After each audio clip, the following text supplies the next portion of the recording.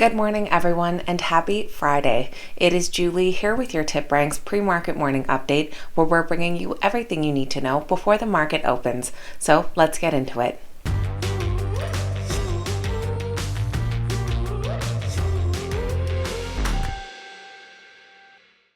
Alright guys, welcome back and thank you all so much for being here. It is Friday and it's also the start of April, meaning it is April Fools, so make sure you keep your wits about you today.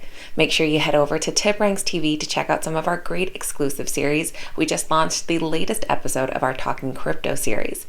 Now this morning we'll be taking a look at exciting stock market news, notable earnings reports, and the morning's biggest gainers and losers. If you enjoyed today's video, head over to TipRanks TV and say good morning in the comments over there. I'll be hanging out in the comment section and making sure to reply to all of you following today's video. Now let's get right into this morning's exciting stock market news.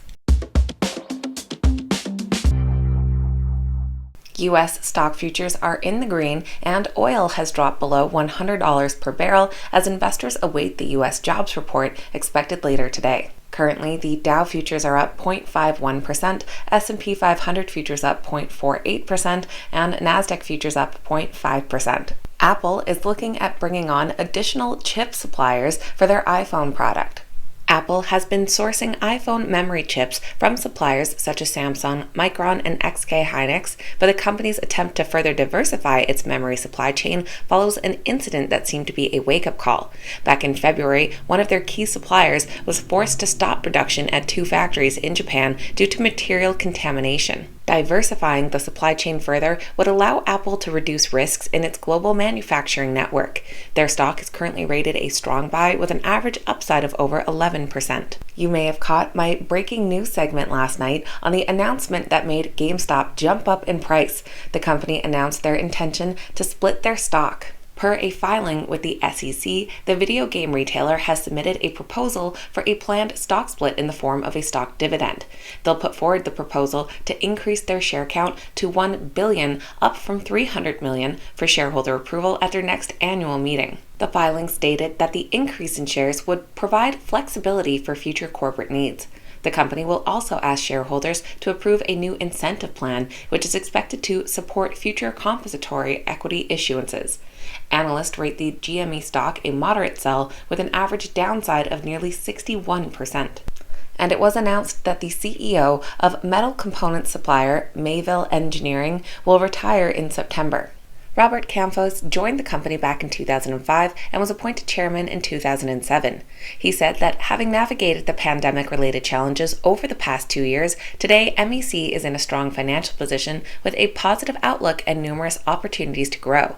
Mayville Engineering is a value-added manufacturing partner that provides a broad range of prototyping and tooling, production fabrication, coating, assembly, and aftermarket components. Not a lot of analyst coverage on the stock, as they have just one rating that comes in as a hold with an average upside of 38%. Now moving over to notable earnings reports.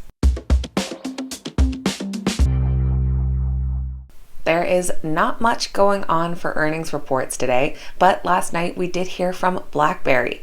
Their stock slipped slightly despite upbeat Q4 results due to flat revenue guidance. BlackBerry reported adjusted earnings of 1 cent that was above the analyst expectations of a loss of 7 cents per share. The figure did decline 50% from the same quarter last year.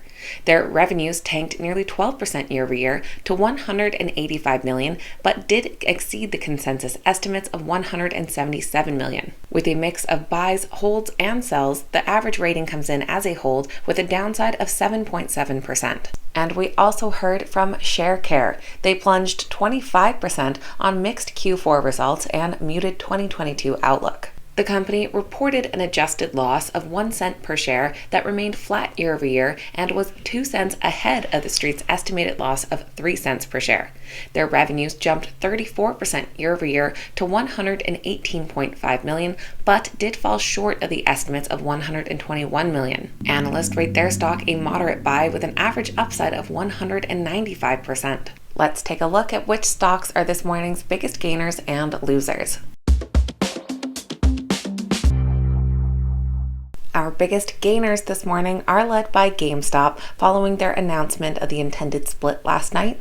Under the ticker GME, they're currently up over 15.5%. They're followed by Volt Truck Alliance under the ticker YMM. Their stock has been falling all week as a Chinese company who could possibly be under the threat of being delisted. They seem to be jumping up this morning, also up over 15.5%. Along with DD Global, another Chinese company, under the ticker DIDI, also up over 15%. Our biggest losers this morning are led by CBRE Group. They seem to be cooling off after jumping up earlier this week following coverage on Zacks.com. Under the ticker CBRE, the stock is down 9.5%. Also seemingly cooling off from bigger gains earlier this week, we have Coursera under the ticker COUR. Their stock is down 6.6%. And Alet under the ticker ALE, their stock is down 4.9% after announcing an offering of common stock. So that is going to be everything for Friday's pre-market morning update, getting you up to speed with what you need to know before that opening bell.